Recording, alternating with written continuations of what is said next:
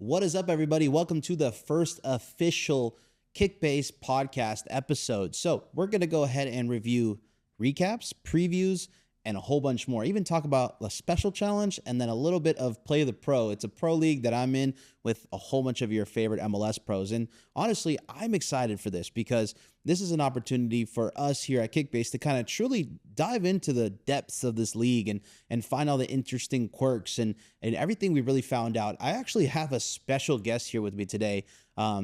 This is Justin Ruderman. You might know him for his work with MLSsoccer.com, but he's actually our fantasy manager. So he's going to be here to go ahead and kind of explain a little bit more in depth than I would on all these kind of interesting quirks, but we're going to go ahead and give kind of our insight. And it was funny because we actually watched the games together and we kind of experienced the app together for the first time. So it's going to be a kind of fun time giving our true and honest opinion of what we experienced. Justin, how are you doing today, man? Doing great, man. It's an honor to be here on the first Kickbase podcast.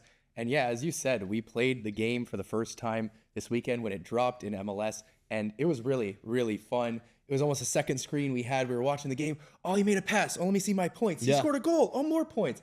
It was super, super cool, really exciting, and a lot of good games in that opening weekend as well to combine with it. So honestly, it was pretty funny because I truly felt like an MLS sicko because one, we had like 3 screens going on. Yep. We had 3 games going on. And then 2, we did the Tom Bogert thing, right? Mm-hmm. Order a pizza in and watch all the games on the first game of the match or the first day of the season. And I know I texted Tom, I was like, bro, you're going down, but we're also doing your little kind of tradition with the pizza. So no, we had a great time. It was the most fun I've had with MLS opening day in a long time. And I think that has a lot to do with, having good competition, which is awesome. And then also kind of like diving into these traditions that all of us, already know. But kind of like, what was your idea or thoughts about the first game? I mean, the first game was one we kind of watched religiously. There were some surprises. There was also some fun that we were having with Kickbase. What'd you kind of just overall thoughts of the first game? Yeah, I thought it was a very entertaining game. I think a lot of people thought Charlotte would come out and dominate that game, but St. Louis came out with a ton of energy from the opening whistle, just running at Charlotte, pressing high, winning the ball back, and it was really entertaining. And I thought you saw the way that Kickbase works with a guy like Hartel, who's a DP having a great game. He's going to score a lot of points. But then somebody like Simon Betcher, who is really active, maybe missed a couple chances, wouldn't maybe score a ton of points in a traditional fantasy setting that we had previously, but he still scored a ton of points because he got an assist and he was very active between the lines, connecting play for St. Louis.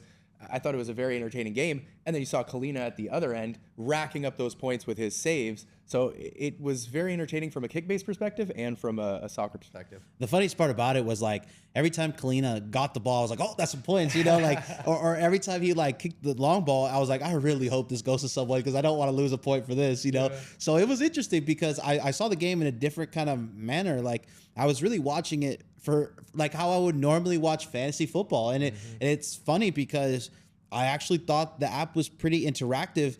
It was actually faster than 360 sometimes, which was shocking. Yeah, it was beating 360. And like you say, it's like that fantasy football, but it's even upgraded because we have those live league tables where we can not only see our live points adding and subtracting in real time, but we can see how that affects our league. And I know that you were loving it in the Play the Pro league with Eli. You were hopping ahead of him and behind him and then talking some smack. So that'll be super fun. I'm sure we're going to do that again with his challenge upcoming this week. Yeah, look, I think it's going to be a blast. I had a blast with the Tom Bogert challenge. Tommy Scoops, got beat. He did get beat. I'm going to say that, but I think anybody would get beat because some of these lineups that were in them were insane. I mean, they had guys. I mean, we all knew the regular guys, right? But then there was guys out of nowhere that kind of just blew up on the scene. And I kind of want to talk a little bit about what you kind of got from game week 1, and what players kind of stood out the most. Yeah, well, I think we have to start with our MVP of Kickbase Week 1, Daniel Mooney, right? He beat Denny Bouanga out by 5 points for that MVP category, and that just proves really what Kickbase is all about. If you're performing, no matter what position you're in, whether you're a center back or a striker, it doesn't really matter. You're going to score points. Denny Bouanga had a great game against Inter Miami at the sold-out LA Memorial Coliseum. Insane. That was fantastic, and he racked up a ton of points for it. But Daniel Mooney, also a defender, had a great game. He scored a couple of goals, and he ended up taking home that MVP. So I think it really shows the way that the kick-based scoring system is working. Yeah, honestly, and just to say this, Daniel Mooney wasn't the MLS match or the MVP of the match day. So it is a little different. Again, Julian Hall was a crazy storyline. Yeah. And Julian Hall, out of nowhere, shocks the MLS world. But it just kind of shows that, maybe Kickbase's MVPs are going to be a little different. And I think that's kind of what I'm interested in, because if you played Kickbase, you kind of know who Daniel Mooney is now, right? And maybe you didn't have that type of affection for a San Jose defender before this game week, excuse me. So, no, for me, I think the biggest takeaways of week one was there's going to be some sneaky guys. There's going to be some sneaky guys who you wouldn't expect. But then you're going to look at other teams from those fan bases and see, no, this guy was already, slotted as a starter. And, we were joking about Juan, who's another fantasy manager. He picked that Betcher was going to start, right? And we thought he was crazy for that, and you're going to see that all around, lineups where the guy who won the Tom Boger Challenge actually didn't choose Messi and Son. He chose a lot of different guys. I mean, guys are good MLS guys. Let's not say that it's just random too. Good MLS guys, but you got to be a sicko to kind of, even with the budgets, the highest budget possible, you still need to know who's going to play well.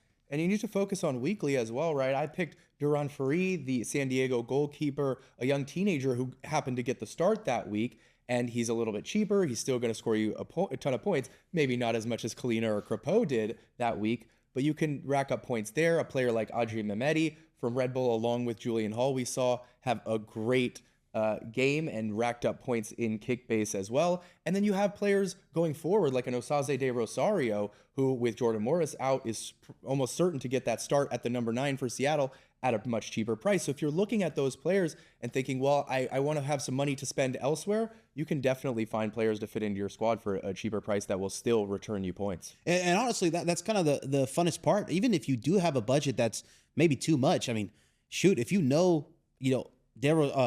De Rosario is going to go ahead and score, he might be the craziest value play, even if you have the budget, right? Yeah, and that's the funnest part about this whole thing. But I kind of wanted to bring up some strategy. We're talking about affordable players that really outscored whatever we thought of them. I mean, like I said, Mehmeti and Julian Hall really shocked the world last game week. And there's going to be that again this game week. But the one strategy that we found out that we were kind of looking at other fantasy products out there, and what really set Kickbase apart was, goalkeepers that get a lot of activity may be the better play rather than the goalkeeper that gets the clean sheet. Yeah, absolutely. I think if you look in past traditional fantasies around the world, or even in this league, you see that it's best to just pick a goalkeeper who's likely to get a clean sheet. Maybe isn't having the strongest opponent and they have a very strong defense, something like this.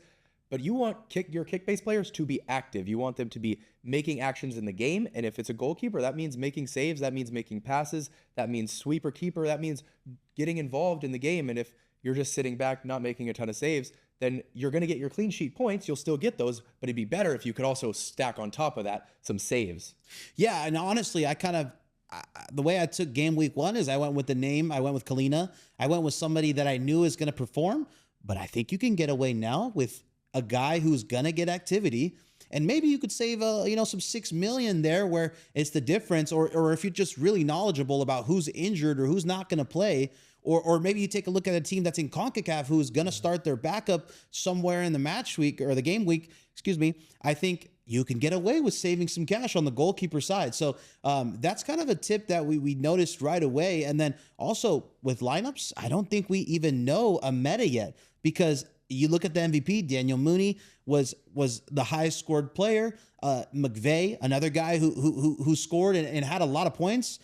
We don't know if strikers are truly just worth it just yet. I mean, they have to be involved. And I think any player that's involved on any kind of line, I truly think they could be good kick-based players. Absolutely. It's a great point you bring up, because I think a lot of people who have played fantasy for many years look at it and say, well, I'm going to save on my defenders and I'm going to use all my budget and spend it on my attackers because that's where the returns are. But in Kickbase, you have to be able to spread that money around and ensure that you're spending it well, because those points could come from Denny Buongo or Son or Messi, but they could also come from Daniel Mooney. Right. And it's shocking to me because I'm so interested in like what young players just come out of nowhere. And I think I've always been a huge fan of the young MLS players because back from my days when I covered MLS Next Pro, I always like to see that rise in stardom. And there was a couple of players that really stood out to me. And I hate to always talk about San Jose Earthquakes, but you know, that was my team growing up, you know, and the team I reported on. There were some guys who really outperformed what I expected from them. I said last week, if you saw anything that I kind of put out there on X or on any socials, that I was going to really go with Nico Sakiris and Bo LaRue. Both players that really kind of outshined what their price point was. And I think that's the same case for this week, maybe. Yeah. And I think you can add Reed Roberts to that list of San Jose players. They did play Sporting Kansas City last week. So it's a question of, are they going to perform that well every single week? Is it only in a game where they win 3-0? Nico Sakiris is going to be the starting number 10 at a pretty cheap price there. You can find all of these players. We're talking about goalkeepers. Schwacke in Nashville seems to have locked down that starting spot over Joe Willis. You better get him in before his price rises, right. Of course. So it's all of these things that you want to just be on top of and making sure that you're picking them the right week because things change week by week. And honestly, it's going to be crazy because I was watching Nico Sakiris play and he lost the ball a lot, but he also was on the ball a lot. So maybe his score wasn't too crazy in a sense where it wasn't like a 300-point game or a 200-point game, but he was definitely involved and the chances were there. So it's going to be interesting kind of choosing what players you hold stock in. But again, his price tag this week is a little shocking to me. So if for those sicko leagues where your budget is so small, you definitely have to pay attention to the guys who are going to get opportunities. And I would actually, I would say look at the CONCACAF Champions Cup teams because you're probably going to see some rotation. They just played midweek and some crazy names played midweek, right? So it's going to be interesting to see who plays this game week in MLS. And I think it's a good point. And those players exist at any price tier that you're looking at. If you even go to the top price tier, a player like Jep Tverskov, who's one of my favorite players in the league because he is so active, he creates from deep, but he's just the hub of everything in San Diego from that midfield. He scores a ton of points. He made our best 11 team this week, and he was one of the highest scorers if it were to be scored last year as well. Somebody like that wouldn't be super valuable maybe in another fantasy game, but in Kickbase, he becomes one of the most valuable players. He's maybe at a higher price point than a Nico Sakiris, but deservedly so as well. Look, and there's something that the pricing doesn't take into account for, I don't think. And this is something this is a little strategy that I'm kind of thinking of. I'm going to go with players that play their former teams. Because I saw Ty Baribo going crazy against the Philadelphia Union where he could have had a crazy game. One of his goals were offside, I think, and then he was just involved, though. He really wanted it. This week, Cole Bassett plays against the Rapids. Ooh. So that's a guy who I'm looking at, and I'm thinking, oh, this guy's going to want to score. This guy's going to want to go ahead and make his mark with the team that Trish traded him away. So that's kind of a little bit of strategy that I think the algorithm doesn't really take into effect. So definitely Cole Bassett is a guy that I'm looking at this week. Is there someone for you? No, that's a great call. As you say, Ty Baribo only scored 1 goal, but could have had 3 for sure in that game. I think additionally to that is looking at players who are just in form, right? Because maybe their price doesn't reflect their exact form. A player for me that I was very proud to pick was Guilherme for the Houston Dynamo. He scored a hat trick in preseason. I thought he was probably feeling a good form there. He came in and he scored 2 goals and won the game for Houston Dynamo, gave me a very good return there in an attacking position. I chose him instead of Messi because I thought, well, Messi's actually playing LAFC, a very good team, early in the season. Maybe it's a tougher game for him, and it worked out for me, even though if you look at it over the entire season, I'm sure Messi would be the better pick. And let's talk a little bit about captains because in the Kickbase format, you could actually, I know it's going to sound so crazy, but you could captain possibly a defender or a goalkeeper, which is totally alien in the process of fantasy in any other format, right? So are you going to be the guy to do it first, and captaining a goalkeeper or defender? Or is it something where it's like, you know what, I'm going to do this, and it's like a big boy move where my league is going to know that, oh, man, he just won like that. That's crazy. Yeah, you're going to look really smart if you win your league by captaining your goalkeeper, for sure.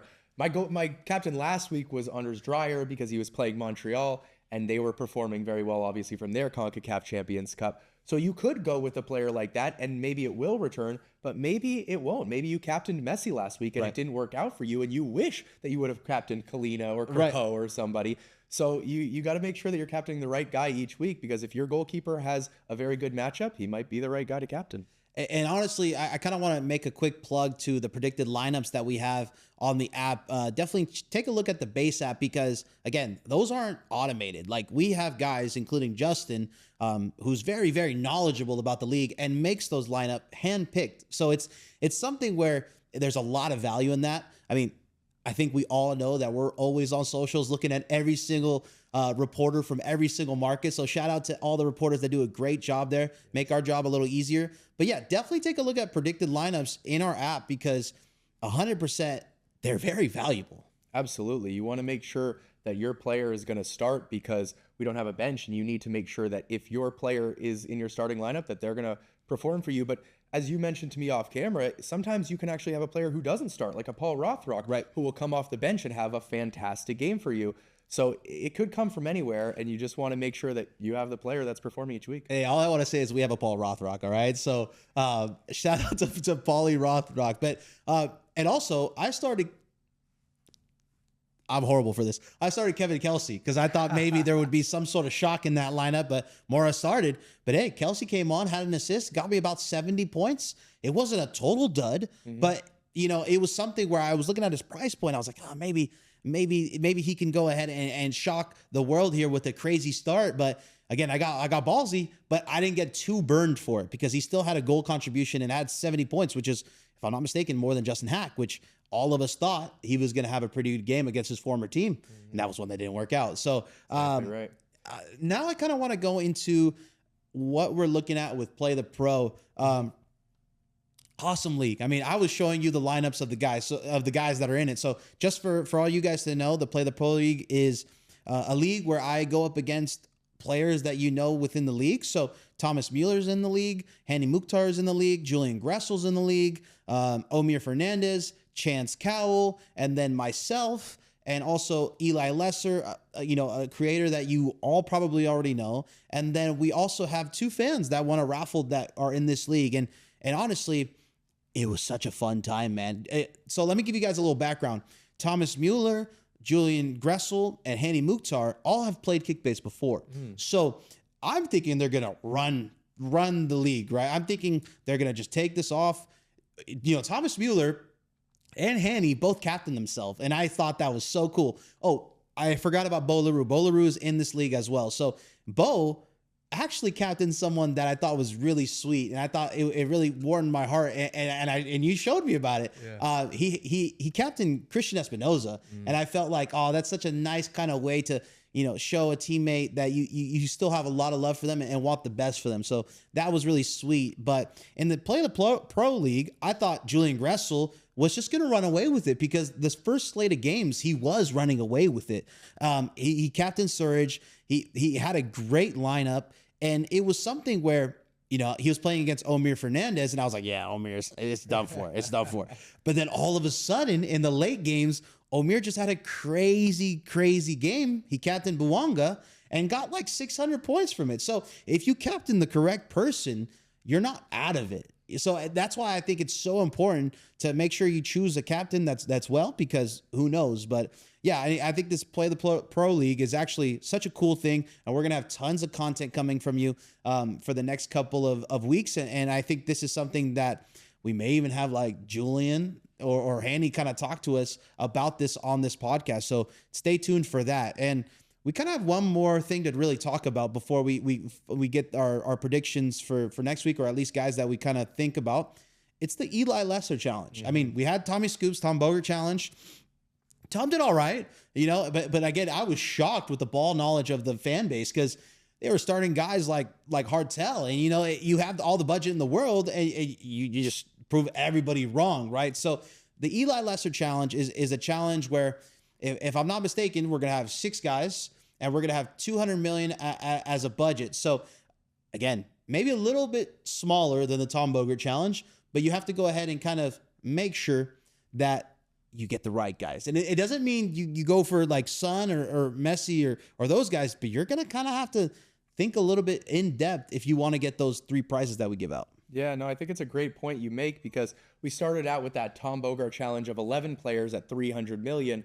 Now you get 66% of the budget for 55% of the players. Right. And so you actually have more money. You're going to have a lot of freedom within the Eli Lesser challenge to pick your favorite players, if that's Messi or Son. But as we've outlined throughout this podcast, those might not be the players who are going to perform best for you in week 2. So you need to ensure that you're balancing your squad to ensure, okay, maybe I want Messi, maybe he is going to perform, but maybe I also want a Shvaki or a Nico Sakiris or somebody else who's going to fit into your team very well and return for you in week 2.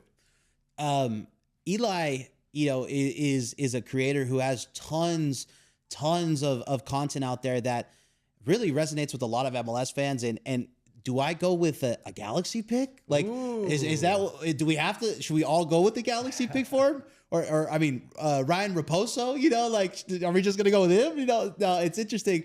Like, what's an Eli Lesser pick? And I know he's a big fan of MLS guys. So I don't think you can go wrong with like a Dreyer or like a Baribo, because again, these were guys that were in his squad last week. So I'm giving you a little insight here. I think you have to go with the MLS sicko pick in this one. I hope so. It's going to be really interesting because, yeah, as you say, you have all the budget. So now it's just find the sicko picks. Find those players that are going to perform for you in that match week. And yeah, it's going to be really enjoyable. Are you holding out on a player from us? Who are you going to line up this week? Who am I going to line up? Well, in some of my lineups last week, I lined up Christian Espinoza, and I was thinking maybe I need to go for Sam Surridge instead, because I looked at Espinoza and I said, okay, he's a little bit of a cheaper price, but maybe you just need to go for the bigger price because you have Espinoza and Mahdi Mukhtar both setting up Surridge together. And then I know we were having this debate between Son and Bouanga. I'll get your pick in next, but I'm leaning a little bit towards Bouanga. Maybe I'll have the same reaction I did with Espinoza, because I'm going for him because he's a little bit cheaper. But I also think that he's probably on that penalty. I saw an interview with Son where he said, I don't care about that golden boot. I'll leave it to Denny Bouanga, which means maybe he's going to be taking a little bit more of those penalties. And that is what I like to see. Yeah, shout out Andrew Wiebe for that interview on Apple TV. That was an awesome one where he showed off that best friend shirt. That was really cool. And I kind of want to talk about this because this is what the MLS fantasy world is talking about. Off the Trident, like, who do you go with? Do you go with the same guy? Do you go with the guy who's obviously going to be in the Golden Boot race? Or do you go with the guy who's going to probably get more involved later on in the year? So I'm actually going to do this. I'll give you guys an Eli Lesser pick right now. I'm going to go with Hanny. I'm going to go Hanny. I just love the confidence that he oozes. And they just scored a boatload of goals in CONCACAF Champions Cup. And this team is flying. I don't know. I think this team could really, really shock the world. I mean, we predicted that, right? That this team was going to be good.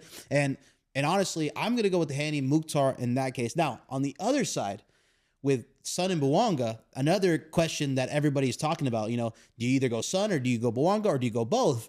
I don't know, man. Mark Dos Santos took Son out of the game early. Okay. And I don't know if that's a trend. I don't know if he's saving him. But Bouanga, like we were talking about yesterday watching the game, Bouanga's one of the most, if not the most fit player in the league. Definitely.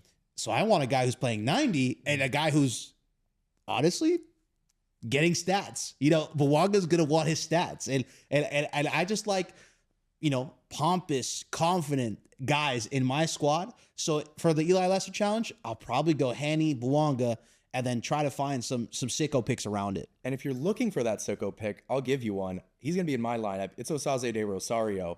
With Jordan Morris out injured, Osaze is going to start at that number 9 against a probably heavily rotated RSL side in a prime time Saturday showdown game against RSL. They're probably going to be without Diego Luna again.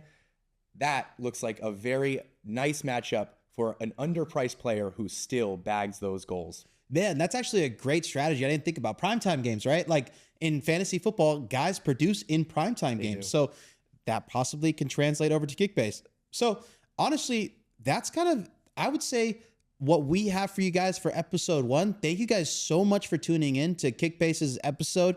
And we're going to have so much more throughout the season. So again, try to beat us, man. Add us to your favorites on the Rush Challenge. I know I'm going to do that for Justin because there's bragging rights in this space. So definitely invite your friends. Don't forget to tell your friends if they haven't played the first game week. That's totally fine. You can always join in. That's what I love about this whole thing. They could join week 3. They could join week 4. But the whole thing is making sure that you're talking smack to them because that is important. That's what's happening in this household right here. And we watch these games pretty intensely. So make sure you guys stay tuned for the whole season because we're going to have so many more episodes and insights and strategy for you. So if you do me a favor, go ahead and download Kickbase and invite your friends. Peace, guys.